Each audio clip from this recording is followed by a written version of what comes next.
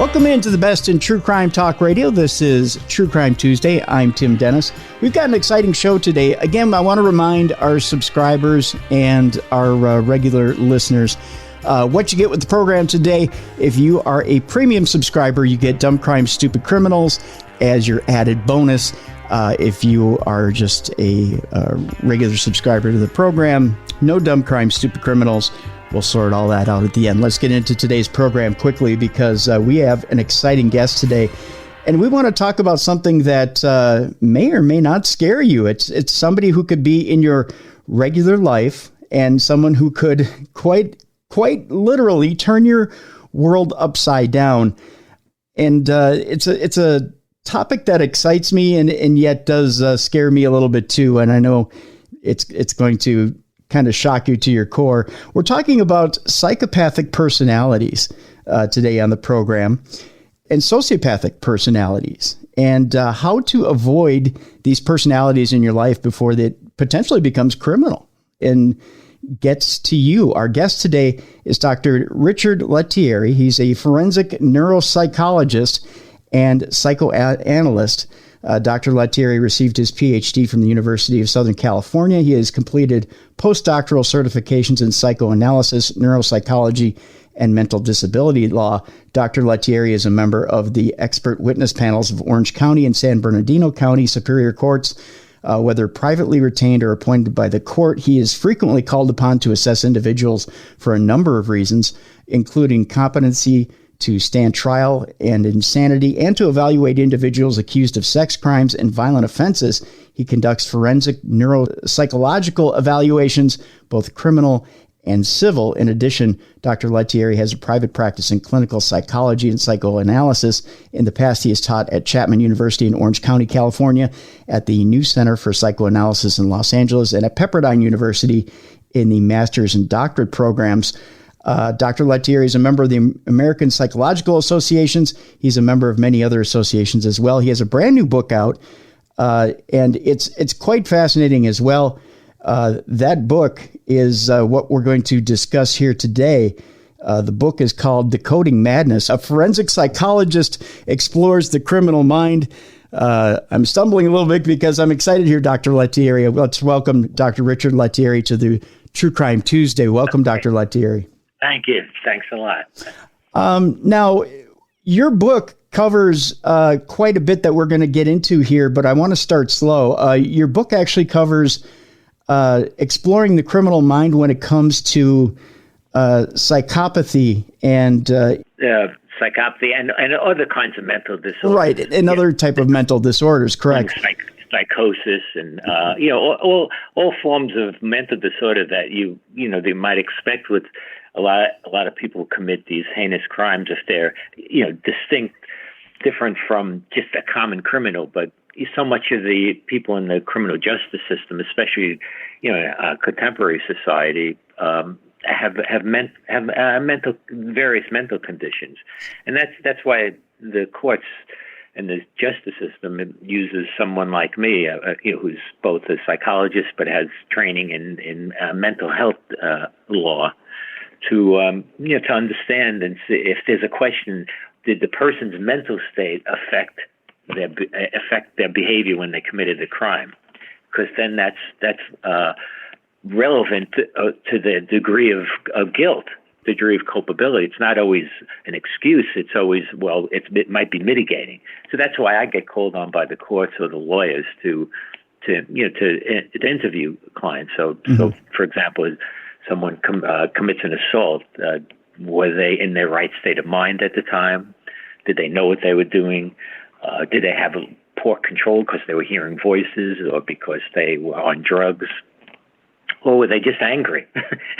or were they just in the process of stealing and they're committing a crime and it was really premeditated? So all questions like that. So it could get complicated. Or like one of the topics that when you just mentioned psychopathy, is this person a psychopath? I mean, It's a distinct form of psychopathology that's very dangerous and frightening to most of us. Now, one of the things, Dr. Lettieri, I mean, obviously there's levels to being a psychopath. Not not everybody starts at the, we're going to kill our wife and child level, do they? I mean, there's is there a level to this? Is there a beginner's level and then we work our way to that? Or does every psychopath have that in them that they could potentially kill a family member or someone close to them? Well, it's like everything else in nature. I guess there's always a range of it, and with psychopathy, there's a continuum. I mean, you can have a certain degree of it, and that's just a very important question because that's crucial for people to realize, because you might say, oh, you make excuses for somebody who you start to suspect doesn't have the same moral compass than you do, and you go, well, but he's not that bad. Well, that could be he's not that bad, but he might still be somewhere on the spectrum of this kind of behavior. But before we get that, I may want to distinguish what a psychopath is from other form of mental illnesses. Sure. In discussing these issues, I've come to realize that people sometimes confuse psychopath with psychosis. Okay. It's very different. Okay. Psychosis is somebody who experiences auditory hallucinations, usually sometimes visual hallucinations, could be delusional. Mm-hmm. They think they look at you and because you made eye contact with them, they think you're spying on them, for example. It's a serious mental disorder, a thinking disturbance. They could become irrational. They're illogical and irrational. Psychopaths, although they do these horrible things, they're rational and logical, and frequently, which makes them very dangerous because they seem very normal and they could be very charming. So it may take some time to figure it out, especially if you're a normal person. You expect you kind of project onto people a normal psychological state, which makes sense. But some of these people aren't. If you're a psychopath, you're not normal. Even though you may appear normal, you're not going to appear like someone in the street who's, let's say, homeless and is schizophrenic and they're talking to themselves or screaming. Then it's easily identifiable. But psychopaths are a different breed. And you have a wonderful article, and we're gonna put a link up into the description of the show to the article too. And I'm wondering if we can just quickly run down the 7 signs of a psychopathic personality so people get an idea. Because when we say psychopath, I think people do think running out there killing people, dislodged out of their mind, like you had mentioned. And it really is, it kind of hits closer to home than people think.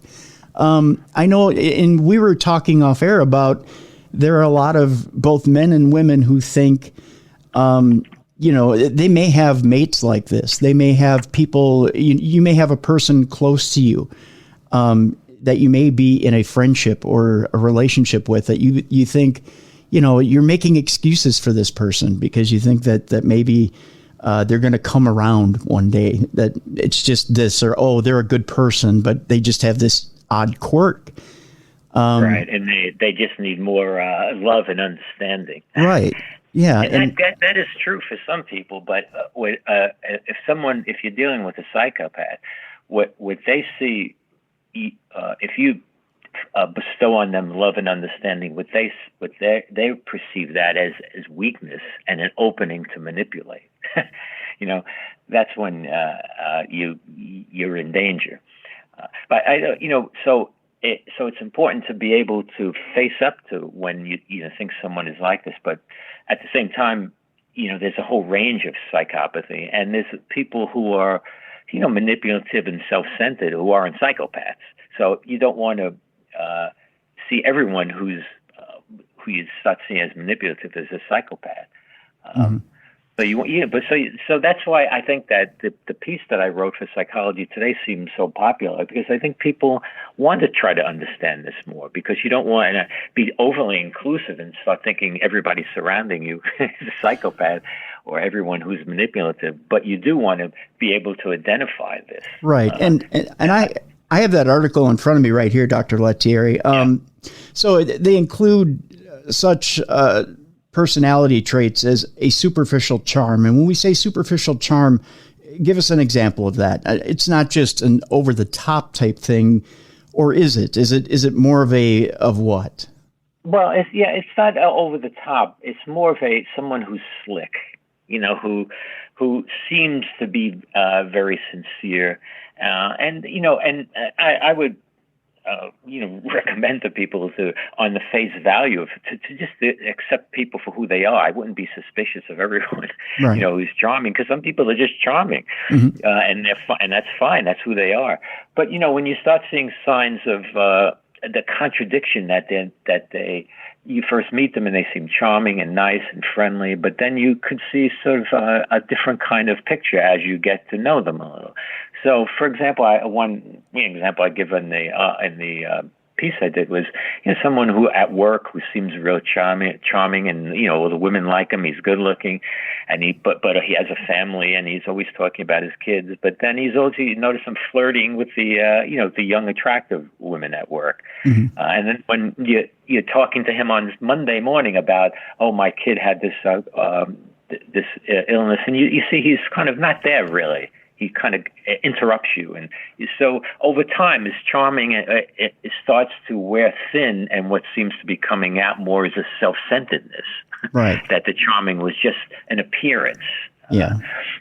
So you start kind of a little sense of that. You start realizing, he's a bit self-centered. He's always talking about himself. Now that I realize, he'll ask me a question, but then it always goes back to him and how great he is. And it's puffed up. Another characteristic of this is a puffed up self-esteem. Right.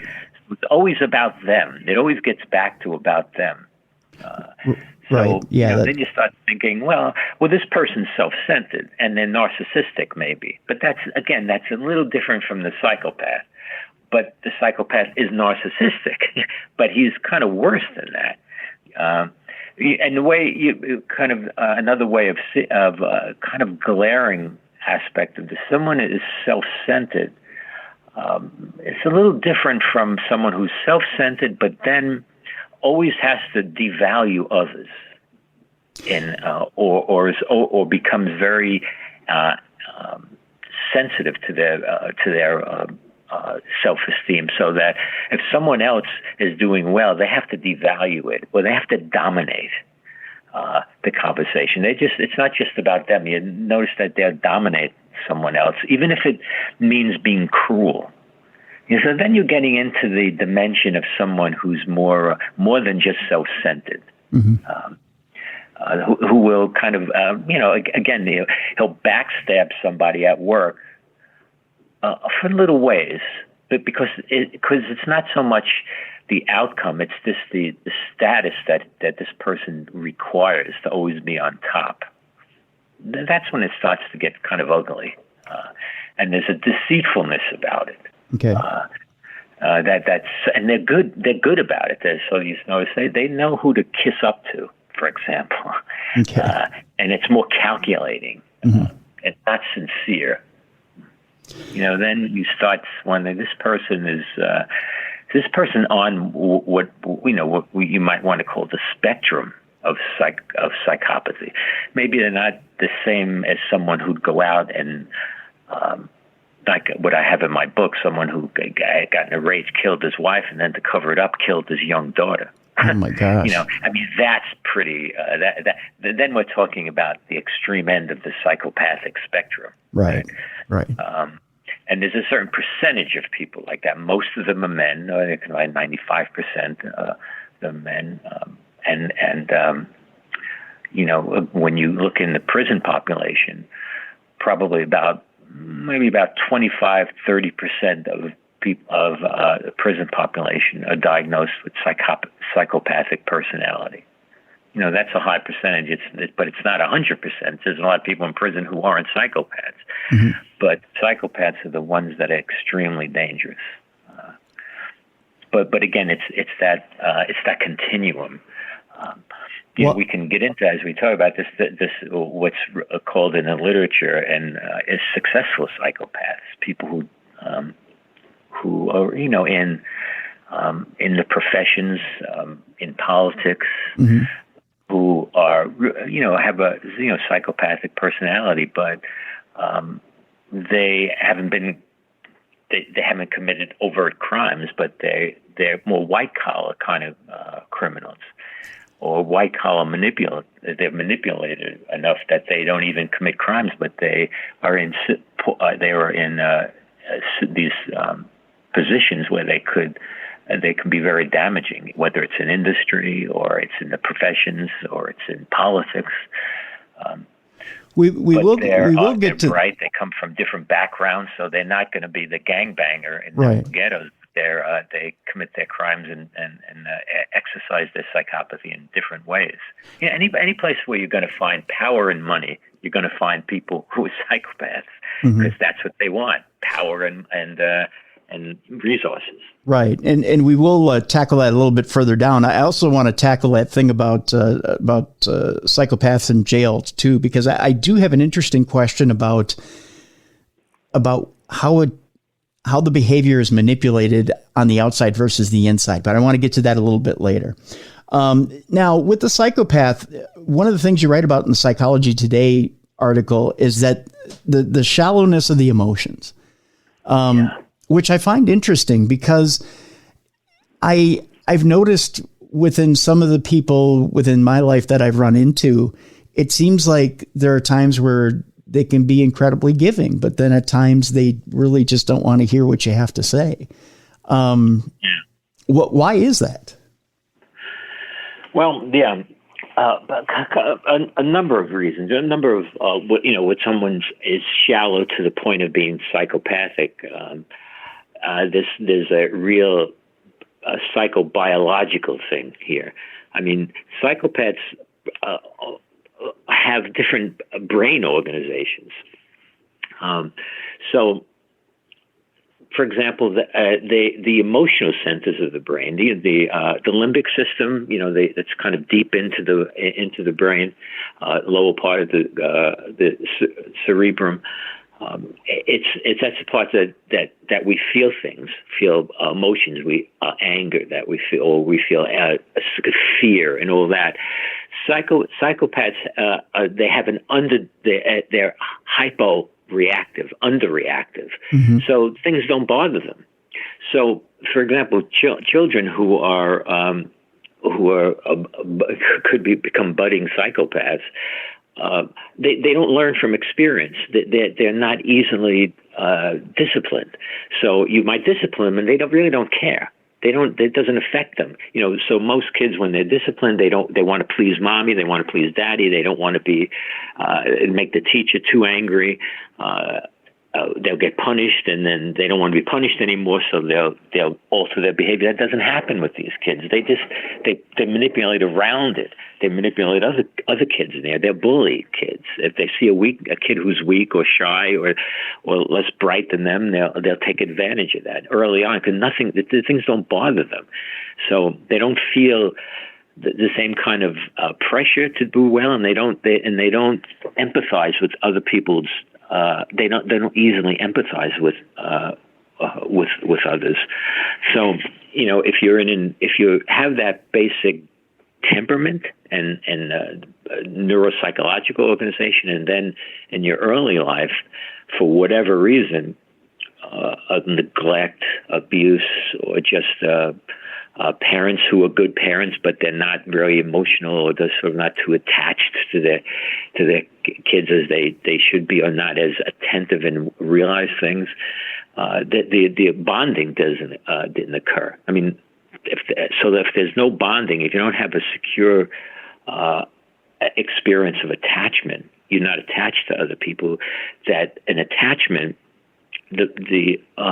a byproduct of a secure attachment is a capacity to understand your own feelings more and understand other people's feelings more, and understand because this is worth digressing a little bit for, because it's fundamental to development, and it's especially fundamental to the psychopath, understanding a psychopath. When during infancy and early life, emotions are just biological experiences. I mean, a baby doesn't think, "Oh, I'm hungry." They just wail, right? Right. Yeah. They don't know what they don't have a reflective mind yet. They don't have language. They can't symbolize anything. So they just wail, and then you have to have somebody there to figure it out. Oh, maybe he has to be changed, or maybe they change him. They're still wailing. Oh, he's hungry. Let's feed him. Oh, he calmed down. He was hungry. Okay, so the parents are sort of mirroring the need of the infant and an early toddler. Because the toddler, they don't know, they just feel unpleasure and pain. And they know when they're soothed and when it's painful. So, but as they develop a capacity for language, which means they can start symbolizing psychologically their biological experience. If they had good enough, you don't have to be perfect parent, but you just had a good enough responsive parent, they start understanding, they have an accurate understanding of their own feelings because it's been mirrored for them. So they start understanding themselves, and they also understand other people's feelings then and emotions, and they understand other people have a subjective life as they do. So it's just a natural process. When I'm talking about using big words, I'm just talking about a very natural, ancient, dance. Mm-hmm. So it just happens most of the time naturally. But if you have just born with an underactive emotional center to your brain, and you have really adverse early experiences, then you don't feel things the same way other people feel things. You're more callous. You're capable of being more indifferent to what you see. If you see someone suffering, you don't get, what's wrong with that person? What can even someone you don't know, you don't want them to suffer. But if you're psychopath and you grew up with this and you have an underactive brain and you've been neglected. I mean, some of these histories of some of these really bad psychopaths is terrible. That I've evaluated, and I mean, they've been abused as kids, and they one a colleague of mine who in an evaluation, this guy was a very dangerous man, but he grew up his mother was a prostitute, and she'd leave him alone in a closet when she went out to work, or bring home Johns who would abuse him after having sex with him. Really horrendous early experience. So I give that as an extreme example, just to highlight when you have that process of your certain kind of brain organization, certain kind of experience for. And again, all this is in degrees, that you don't form bonds with people. You don't have a natural, you have a development that naturally allowed you a certain measure of empathy and understanding of other people. You're much more comfortable with being manipulative, with seeing people as instruments to please you, to get you, help get you to, get you what you want. To be something to dominate, to use, and cruelty can be cruel, and so that's that kind of so. There's a degree of emotional shallowness, and in this situation, we're all kind of shallow sometimes. Yeah. But the thing is, we can be reflective and I should have called my brother. I knew he was upset. I'm going to call him now, and you feel guilty. Right? A psychopath doesn't feel guilt. That's like guilt. What do I feel guilt about? And in fact, in the to give a clinical example with this man in my book that I evaluated, he the one that killed his wife and his daughter. He was very evasive with me, but very charming until I started focusing more and being a little more questioning him and closely about why he was there. Then he'd get acid-like with me, very not attacking me because he knew that wasn't in his interest. He would just get very clipped and cold, like say, his wife is dead, his daughter's missing. And he'd talk about his wife. She was just a pain in the ass. He always wanted something from me. And then instead of feeling any guilt, he started blaming, politicians. He just went off blaming politicians. They get away with murder. They do all these things. And then he brought up Charles Manson. This is very interesting. He brought up Charles Manson and defended Charles Manson, saying he never really killed anybody. It was kind of a little off the wall. It wasn't. But the point is, he started, instead of feeling guilt, he felt victimized.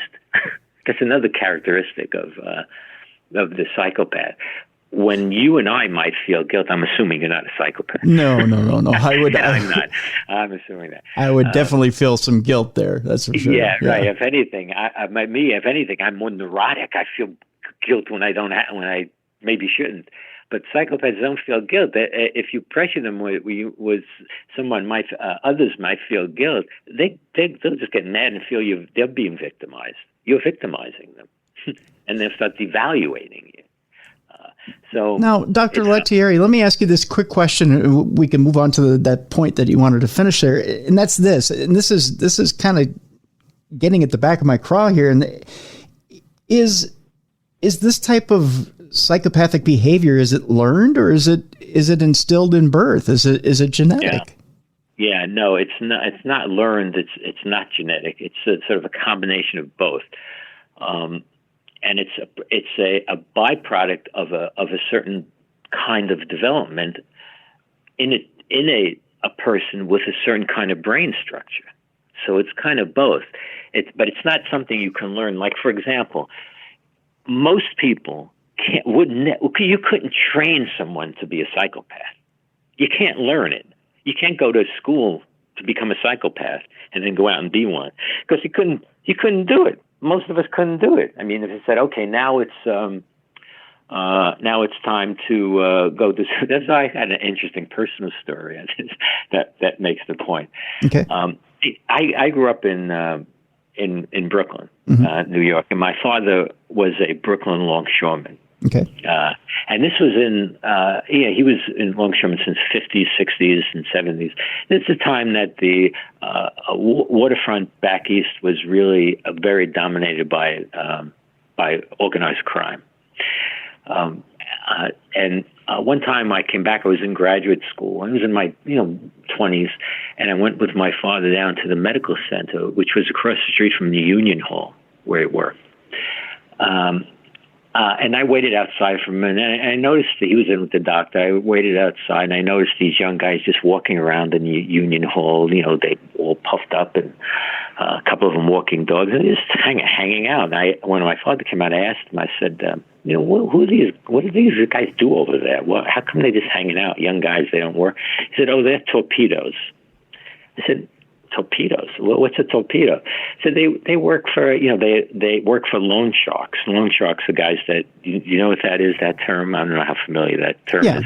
Yep. People who lend money for gambling, and then you have to pay back a certain amount with high interest, right? And it's organized. It's a part of organized crime. So he said, "Oh, they're torpedoes. If you don't pay your vig or the amount you have to, the minimum you have to pay if you borrowed money, they go and they encourage you to pay. If you don't pay, they rough you up to the point that depends on how much you owe. You're in danger. They'll go in. They're physically violent with you." I said, "Well," and I was kidding around with him. And I said, "Yeah, well, if I don't make it in graduate school, maybe you can get me an application. Looks like an easy job. Just hang out." He said, "No, you couldn't do it. You couldn't do it. They couldn't pay you to do it. So you can't." So my point is, it's a certain quality of a person that you can't learn it. You have a certain kind of makeup, psychological, biological makeup that develops based on your two major things is a certain brain organization where you're lower emotionality. Some of us are more heightened emotional. Everything bothers us, so everything's exciting. These people are they can be more calculating because they're not affected emotionally in any normal way. And then they haven't been they haven't formed adequate bonds during the developmental years, so they're not connected to anybody. not really. They may seem that way. They learn how to behave in a way that serves their purpose, but they're not there because there's an as-if quality to their connections. So you have, and if they were early on very abused and angry, and then by the time you're in your mid to late adolescence, early adulthood, you're a potentially dangerous person. Especially if you grew in a certain social context where, access to crime and drugs and all that is easy. Yeah. It's combustible. It's dangerous. And if you're like that way and you were raised in a kind of cold environment, but very successful environment, and you happen to be very bright, and you come from a family of means, then you're a certain type of person that could be very destructive on a different level. And you're in the finance industry, for example, or you're a professional, and you become a well-known, specialist in medicine. But you're really interested. You're not really that interested. You're interested in making money. So you develop these kind of systems that you circumvent health for profit. Yeah, so I'm just giving you a kind of an example to try and, or you're a politician. You don't really give a damn about any position, but you know how to be on CNN or NBC or Fox. You know how to really present yourself as pretty sharp and pretty engaged for your constituency, and it's all a bunch of malarkey. Right. You got your own agenda. You're going to do this for 2 years, 4 years, and then you're going off to lobbying because you can make a lot of money. Total bundle now. Yeah. Because you know how to wield. You have access to power. You really don't care about anything. Right.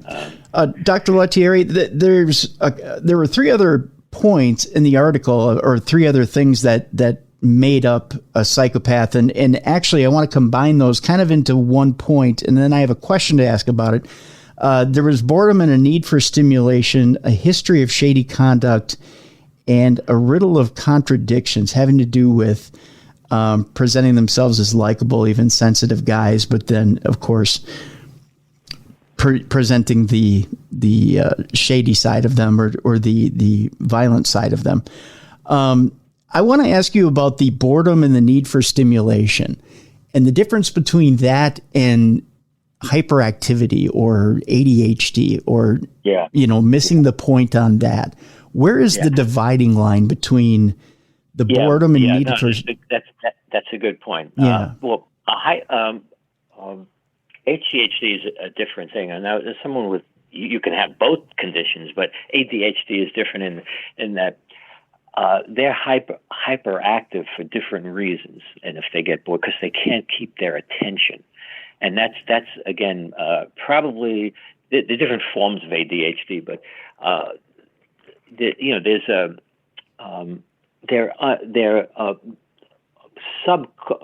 it's subcortical, one form. In other words, their activating system, that the reticular activating system, which is below the cortex, it may be underactive. It usually sends signals to the brain, so to keep it activated. It may be underactivated. So that, for example, the best a metaphor I can use for this is, if you're driving late at night and you're tired, what do? You open the window. You could open the window to try blow air in it, or make sure the radio is loud. You try to stimulate yourself because you're actually underactive because you're so fatigued. The reticular activating system for this one kind of ADHD is underactive. So the stimulation, they need more stimulation just to keep their cognition alert. Okay. So it's a cognitive thing, it's an intellectual thing. So that's why it may seem paradoxical, but if you have ADHD, they're given stimulants, right? The stimulant medication activates the reticular activating system, so to make it more normal, so they can then pay attention, so they can concentrate and focus. But with ADHD, primarily it's concentration and focus. That's the problem. Okay. With the psychopath, they're bored because if you don't have any real interest in anything but yourself and your own pleasure, that's gonna drive you to be internally. First of all, to be internally empty emotionally. There's really not much there other than pleasure, other than just getting my needs met. So there's always a focus on that. They're not so everything else bores them. They're really not interested in anything but themselves and getting their needs met. So, they're kind of trapped in that way. Nothing's really exciting. They're not, like I say, they're not really excited about going to graduate or being a lawyer. They're not interested in that. They're not interested in, all the machinations and intellectual and moral issues of the day that could be raised if you're a lawyer. They're more interested in gaining access because with a law degree you have a lot of power and you have a lot of access to different things. That's so that just to get their needs met. So there's not much going on internally with someone like this. It's anybody and a psychopath is a extreme form of malignant narcissism. It's kind of this nasty, cruel self-centeredness with some forms of narcissism. Psychopath is like the extreme of that. So if you're very narcissistic, you really have you're really internally empty emotionally. You're not connected to yourself or to others. There's no real developed sense of richness of your inner experience. So it just leads to boredom, and you need activity, and you need concrete pleasures all the time to feel alive. So they're not scared of. They're very good at risk taking. So that's why too they can be very successful. Okay. Because they're with that, let's stop and take a break. When we come back, two things I want to tackle. One, what happens when you drop a bunch of psychopathic personalities into a shark tank, aka prison, and we'll tackle that. And let's tackle that topic that you're about to bring up there. And that is what happens when psychopaths become successful, i.e. white collar crime, business, entertainment, etc. And we'll get into the more successful end of psychopathic personalities. When we come back, we're talking with Dr. Richard Lettieri. The book is Decoding Madness, a forensic psychologist explores the criminal mind. It's available right now at crimepsychologist.com. It's also available at different brick and mortar locations, including Barnes & Noble, Walmart, and Target. You can also get it at Amazon.com, Books A Million, and many other locations. And we have those as well on the description of this program. When we come back, Dr. Richard Lettieri and more of Decoding Madness right here on the best in True Crime Talk Radio, True Crime Tuesday.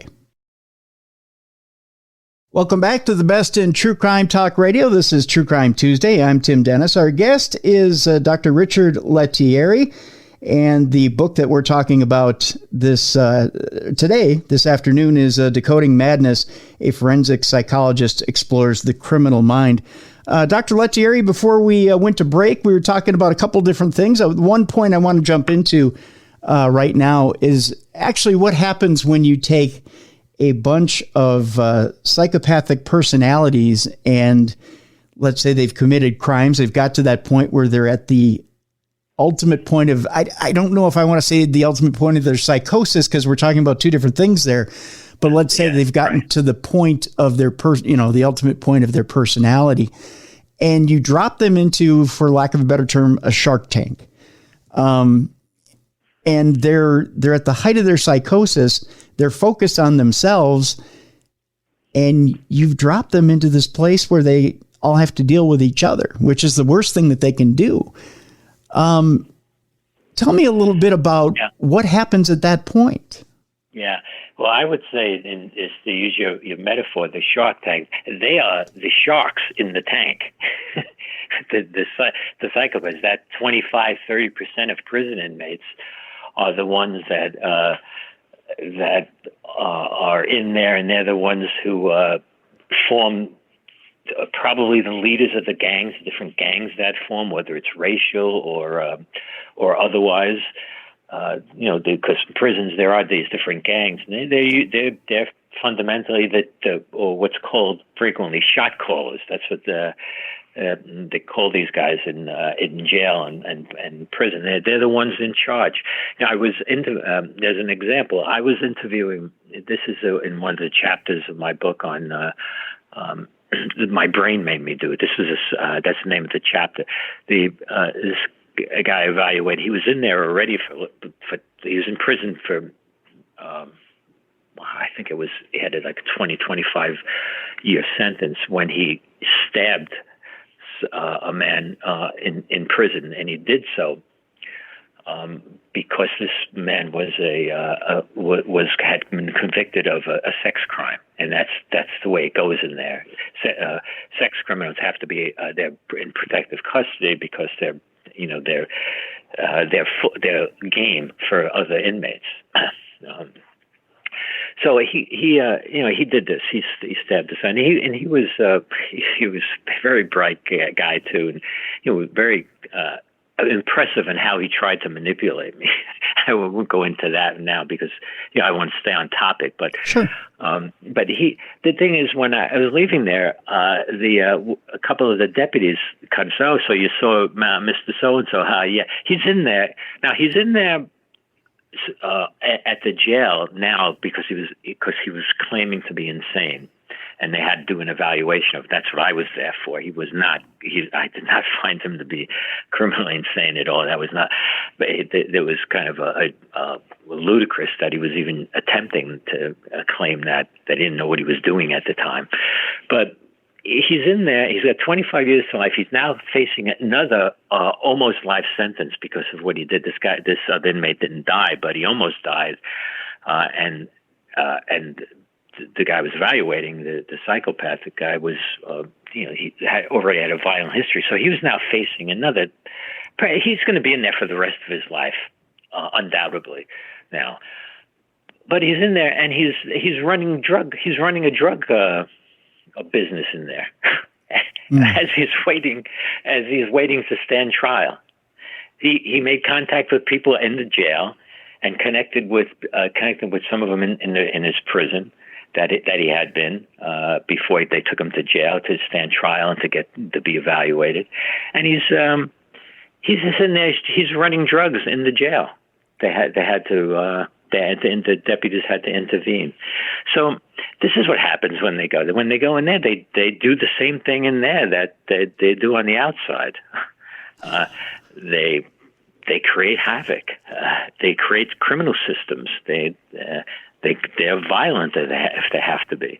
That's why in jail, sometimes I'm retained by an attorney to evaluate one of their clients that are going into prison and saying, this guy did a bad thing. He's going to serve 3 years or so, but I want the prison when they do their initial evaluation. I want them to understand this guy is going to need to be protected. He's not the standard criminal. He's going to have to. Who's going to be able to do well in jail? I mean, he's prone towards depression. He's anxious. He's shy. He's going to be damaged in there if he's not identified by the authorities and protected. The psychopaths will exploit other inmates when they can, because just the rough numbers, again, 25 to 30% of psychopaths, about 50, 60% are what's called antisocial personalities. In other words, they have histories of criminal, long-standing criminal behavior, but they're not psychopathic. It's because of you use the term sociopath. That's what I mean. So that's an older term, but it's more descriptive. The antisocial people could be. They can feel guilt, but because of their life circumstance and because of other reasons they got into the criminal lifestyle, but they're not psychopathic. They're not that kind of cruel, guiltless they'll feel guilt, but even though they've done, they got into drugs and whatever in their life. So, but they're different from psychopaths. But so there's about, I don't know, 60%. 60% about diagnosed with antisocial. You got 25-30% diagnosed with psychopathic personality. But then you got a percentage, 10, 15, 20%, whatever it is, of people that are neither. And they are really vulnerable in prison because you have at the top of the food chain controlling things, people who are psychopaths, especially if they're reasonably intelligent and don't have any brain disease. Because you have people in jail that are even the ones who've done bad things who are vulnerable. A lot of them they're not that bright, or they have brain injuries. A lot of these guys have brain injuries because their lifestyle. They've been into fights, so they've been into accidents, car accidents. So they have they have all kinds of issues. But so you get a controlling, predatory psychopath who doesn't feel guilt and everything, and it goes in there, and they're gonna lead their life in there the way they do outside, and by creating havoc and doing whatever they need to do to get what they want. So is there anything redeemable about a psychopathic model of a prisoner? Is there anything that you can do to rehabilitate that prisoner? Well, again, I'll go back to the spectrum. On the far end of the spectrum, I don't think there's really a good chance of some of these guys being rehabilitated. They have to be controlled. At the lower end, someone who's not as intensely psychopathic. There's a research that's been developed. It used to feel that these guys are totally irredeemable. If you're diagnosed with a psychopath, there's nothing you can do. They get worse. A lot of them and some of them do get worse in treatment because they're not interested. They'll use the treatment the way they do everything else as a manipulative tool. They'll act like they're getting better, but they're not. So I have to be careful about that. But there is research with some lower forms of psychopathy that they could be amenable to treatment. One of the things that happens with the way a psychopath is, they're very capable of compartmentalizing, and any emotions that they do feel, they can tuck away and disconnect from it and not see it, not either put their eyes on it or not focus their mind on it. Now, if you have an extreme psychopath like the guy I just described, and this what I'm telling you now doesn't hold water. It's not going to be effective. But if you have someone who's is not as intensely psychopathic, some of the researchers, you can help them. You can intervene and interrupt their tendency to compartmentalize. And if there's a capacity there to feel, then they start feeling, and it does affect their behavior. So it really depends. I wouldn't say it's a black and white issue. I wouldn't, although, if someone's psychopathic, even moderate degree, it's going to be tough. Because, frankly, I'm also a psychoanalyst and I don't, over the last 30 years or so, I haven't just been doing this. I also have a private practice. And I would tell you that to actually make fundamental change psychologically takes time and work. Yeah. For anybody. Yeah. Yeah. It's not easy.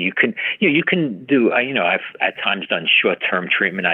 That's not what I'm really interested in, because I'm interested in human nature. And I'm not just interested in helping someone, in someone changing their behavior. I mean, for the person, it's important. And I've done that. If that's what is required, and that's kind of only have a limited period of time, you can work on targeting certain behaviors. But to actually change what we're talking about, someone who has an ingrained way functioning, that doesn't feel much guilt, that compartmentalizes their emotions so that they can behave in ways that would bother them if they didn't. To make those kinds of changes is difficult. It's difficult if you're a relatively normal person. Right. And you just have psychological issues. So someone like this, by the time they get to prison, they've got a history. It's tough. It'd be tough. But I wouldn't say it's.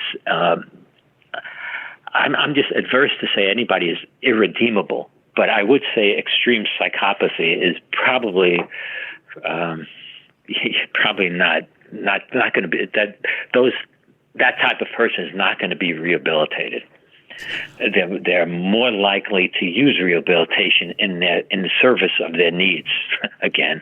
Well, I'm wondering, Dr. Lettieri, as we sit here and talk, the one thing that kind of hits me, and you tell me because you're more familiar with the process than I am, is in the process of any type of therapy, is the foot put forward first of self-preservation used with these patients?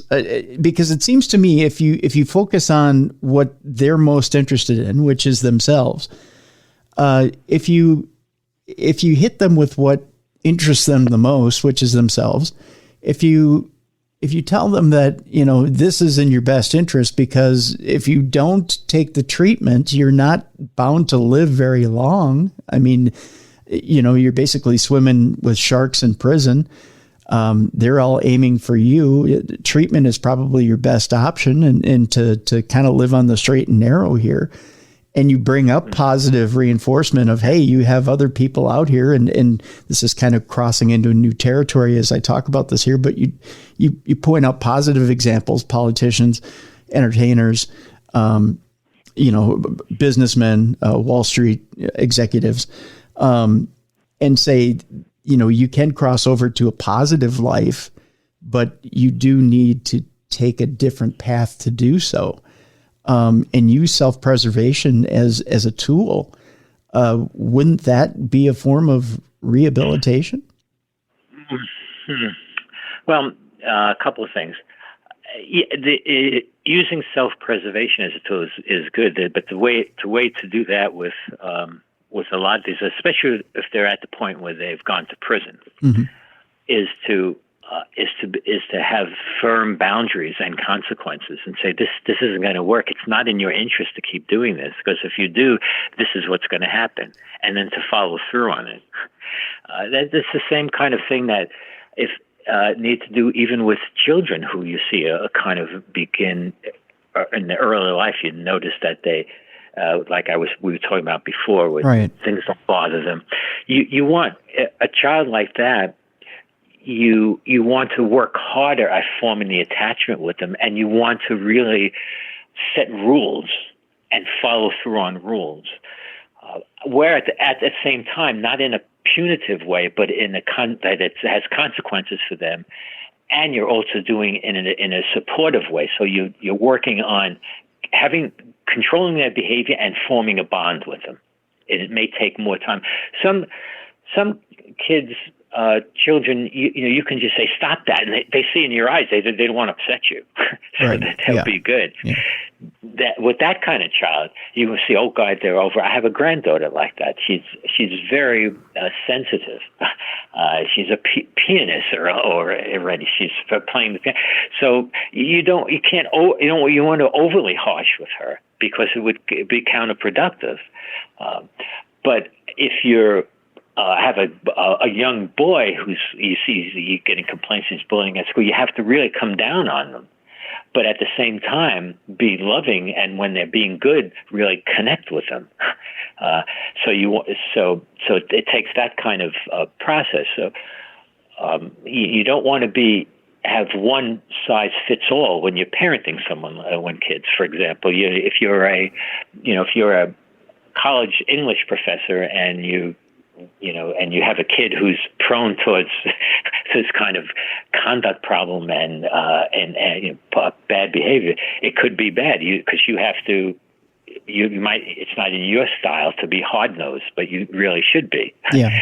But if you're hard nosed, longshoreman and your kid is sensitive, you don't want to be hard nosed with them. You want to be more sensitive with them, even though your style is different. But by the time they're adults, it's going to be hard to describe like the way you described it. Is your interest? You can do something, positive with your life. Use your skills positively. That makes sense. It makes sense to you and to me. But to someone like that, when if you have a mid-range to high-range psychopath, they're going to say, yeah, they're going to go along with that. But then they're going to go do what they're going to do. They're going to use the available help they get to be more manipulative. Even it sounds, what you describe sounds good, and it could work with certain kinds of people. Again, but it depends on the spectrum. Where on the spectrum, when you have somebody who's been in prison and now is a shot caller or in charge there, and someone like the man I just described to you that stabbed another inmate and then claimed insanity. And now was selling drugs. That guy is not. He may appear to you and seem that like he's going to follow that good advice, but he's going to still go his own way because he's going to find a way to use that to gratify him in a more direct way. And remember, one of the characteristics of these, especially extreme psychopaths, is extreme grandiosity. Yeah. They think they're in charge. They think you're just, you don't have anything to offer them. They'll figure it out. You're just doing it your way. That's roundabout. I know how to. I'm going to do it my way. This psychopath I was just telling you about, when he came into the jail, as a very bright guy, and he figures he's meeting a PhD type. He comes in with a book.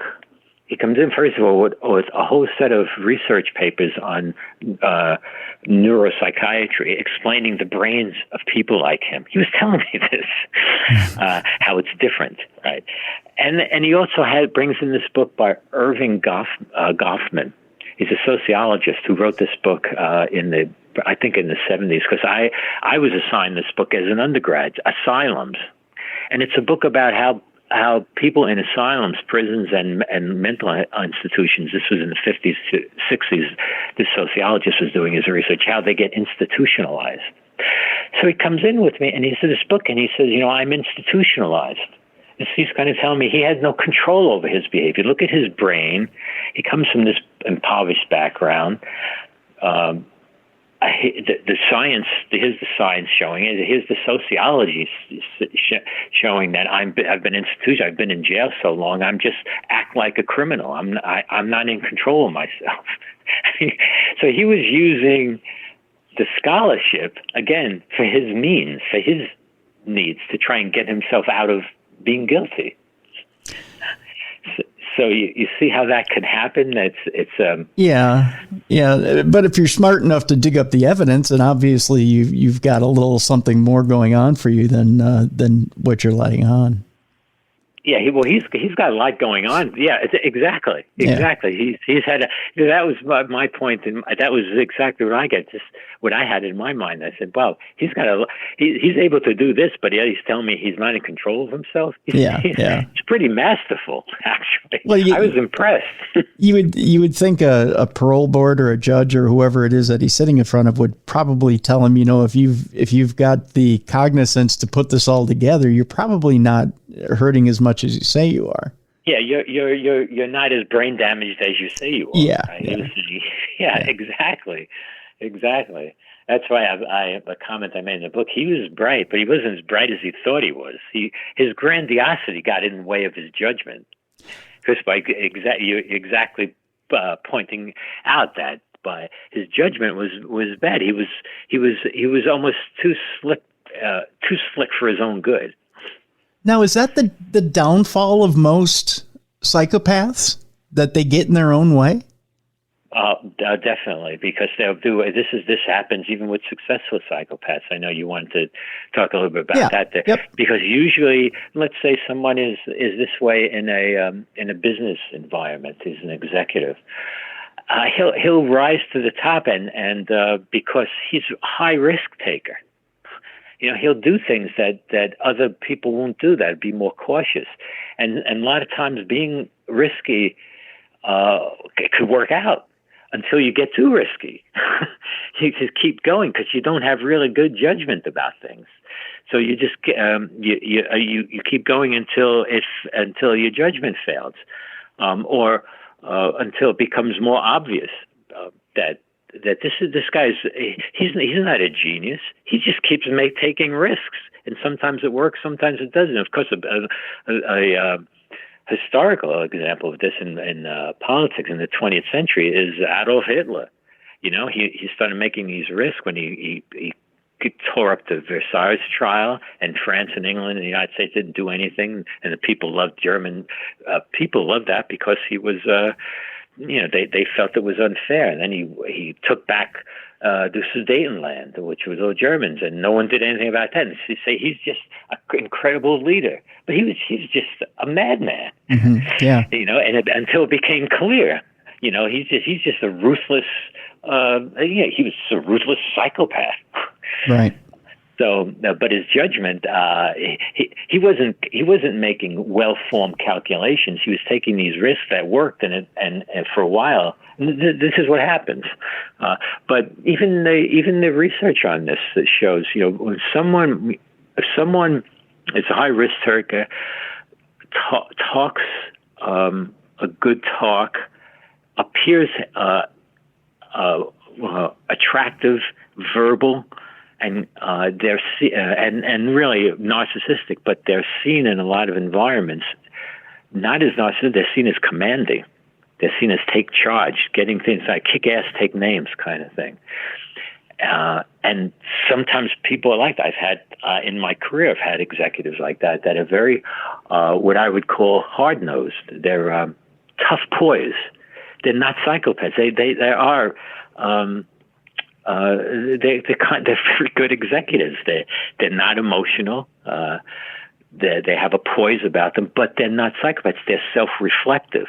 Mm-hmm. They make judgments about things. I had this, as an example. This is to be distinguished from someone who's a psychopath. So I'm not saying all executives who are hard-charging and risk-takers. That's not true. There are executives that are like that, and they're very successful because of their good judgment and their psychological soundness. Mm-hmm. They may not be emotional. They may not be the kind of person who's going to become a psychotherapist, but that doesn't mean that they're cruel. These people can make judgments, but could be reflective, could be self-reflective, could say, yeah, no, I was wrong here.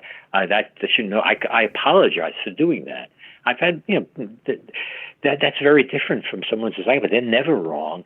When there's a mistake, they feel victimized, even though they're victimizing others.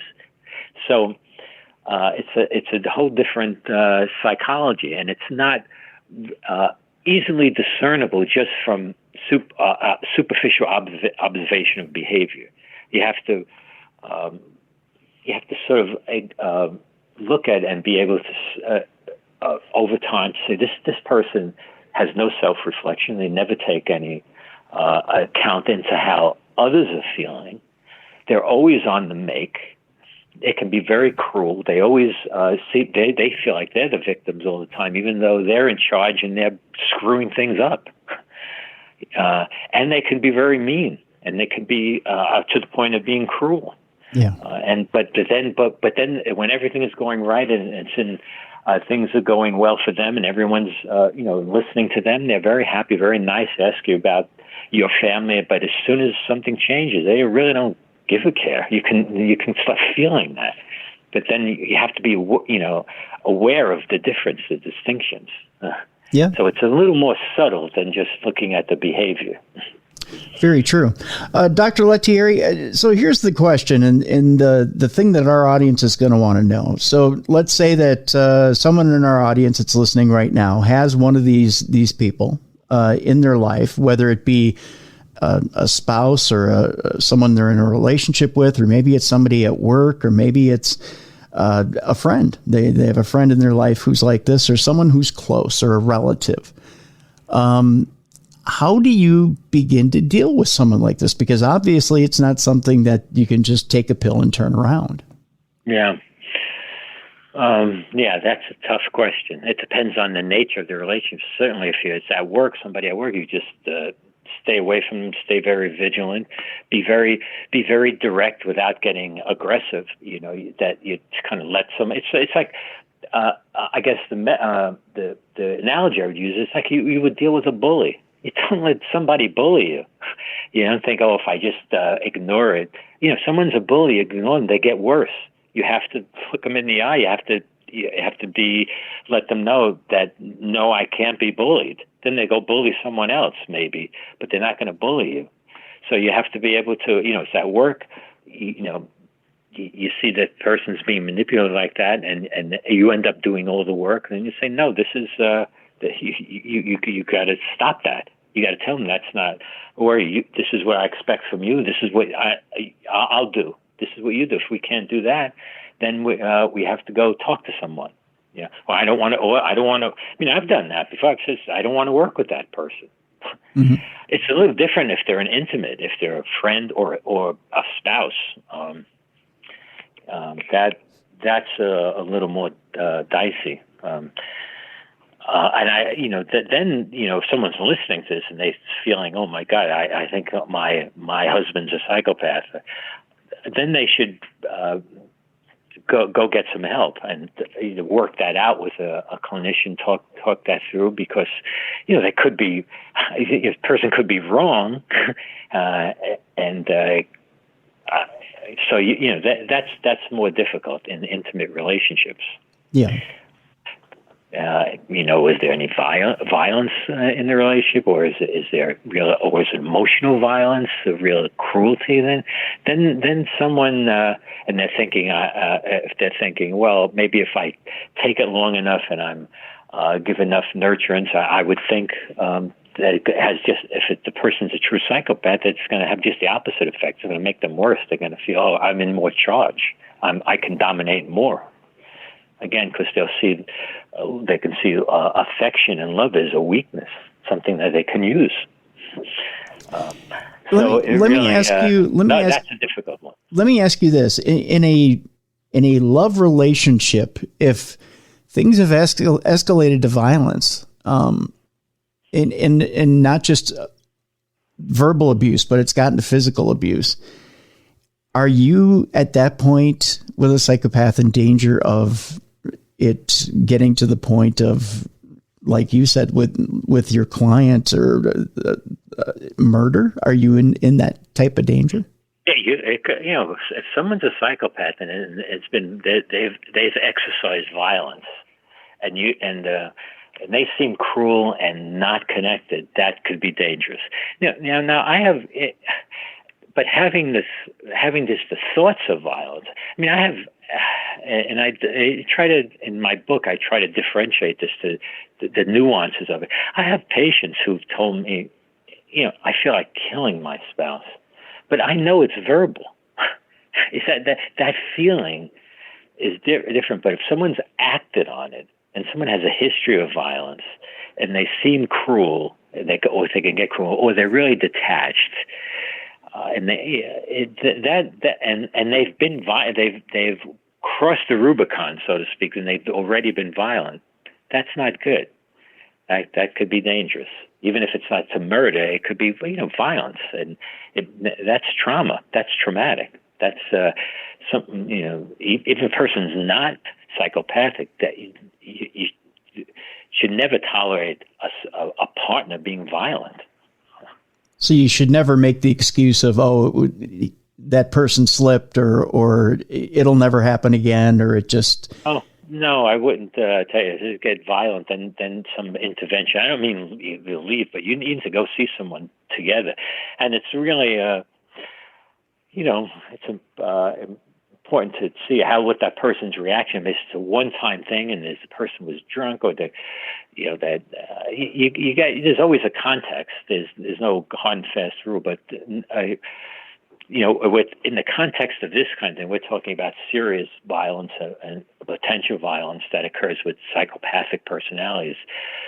If a spouse, if you think your spouse has these tendencies and has been violent once, but you're always afraid now, and you had to change your behavior to avoid the violence or avoid the specter of it, then you need to go get help. No one should live like that, and it's inevitable that someone who's walking on eggshells, you're going to crack the egg at some point when you live with people. I would think that's a situation that calls for action. All right. The book is Decoding Madness. A forensic psychologist explores the criminal mind. Our guest today, Dr. Richard Lettieri. Dr. Lettieri, I want to thank you very much for joining us today. There's so much more in this book, folks, Decoding Madness, and different case studies are in there, and Dr. Lettieri walks you through different psychopathic cases where things have escalated to violence and a history of violence with different psychopathic people. It's fascinating. We didn't even really scratch the surface of any of it today. We basically got into just the psychopathic realm today. Yeah, there's in the book there's different kinds of disorders, and that might help people to differentiate, to really get a better understanding of what the psychopath is like, because I have cases in there where people got violent and even murderers, but they're not psychopaths. How that can happen, tragedies happen, but the psychopath is someone who's just so much more. It's so much more premeditated, and there's so much destruction around that kind of disorder that I think people are very interested in. And again, because as you said at the beginning, it's harder to realize because people could be charming, and then they're not. Yep. So that's what's so jarring about it. That's what gets you off base and really catches you off guard. Yeah. The book's available at crimepsychologist.com. It's also available at amazon.com, Barnes & Noble, Walmart and Target, and other brick and mortar stores as well. We'll have a link up at the description of this show. Dr. Lettieri, I want to thank you very much for being with us today on True Crime Tuesday. Thank you. And also, I just want to let you know, in the next day or so, it'll be an audio version also. Oh, good. Okay. So you'll be able to get it on audiobook as well, which is great because that's how I listen to a lot of my books as well. Yeah. Great. All right. Thank you very much, Dr. Lettieri. We appreciate it, folks. If you are listening to the regular version of True Crime Tuesday, this is where we part with you right now. If you would like to hear Dumb Crimes, Stupid Criminals and the rest of True Crime Tuesday today, it's real simple. You just go to Stitcher.com, you sign up for the premium service, and hear the rest of the program. We look forward to seeing you on the other side as a premium subscriber. In the meantime, join us again next week for another episode of True Crime Tuesday.